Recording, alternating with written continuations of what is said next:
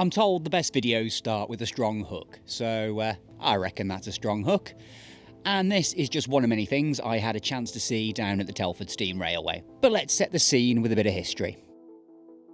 This line was built in 1859. It was created to serve the various works of the Coalbrookdale Company, which at the time was the largest ironworks in the world and a site that was instrumental to the Industrial Revolution. It was built as an upgrade to the Iron Plateway, which ran all the way down to the now derelict Coalbrookdale Works. A few years later, in 1861, the line was leased to the Great Western Railway and was expanded to a 28-mile route running from Wellington all the way to Craven Arms. Through the late 19th and early 20th century, the branch was a busy industrial artery. The yards at Horsehay were packed with sidings handling heavy engineering from the nearby works, including enormous bridge sections that were shipped across Britain and to the wider empire. During the Second World War, the line found a new importance, carrying munitions and military supplies along quieter rural routes away from the more vulnerable main lines.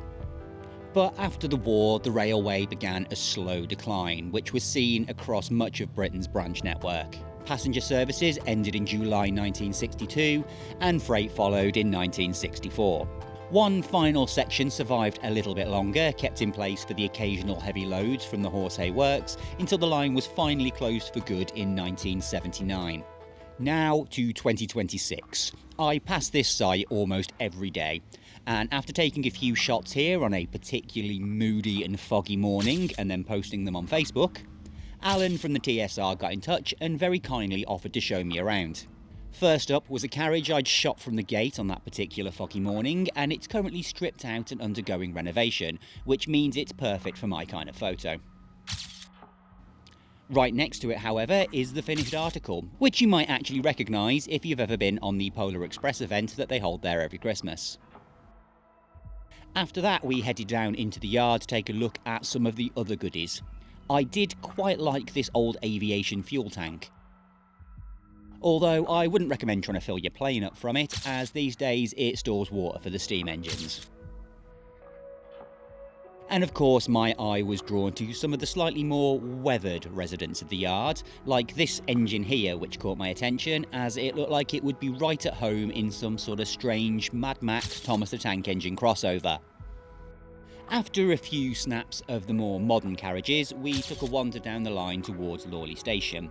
Now, it's a rare treat to be able to take photos on an actual railway line, and even better to be able to walk through this tunnel, which I should point out is technically a Grade 2 listed bridge. It's 1 yard short of the official length required for it to be classed as a tunnel, even if every single map it's ever been featured on lists it as a tunnel. But the main event, and the real reason for my visit, was to take a look at this obviously older carriage, which is the one that originally had caught my eye while driving past. This is a wonderful piece of railway history from around 1890, so it's pushing 130 years old.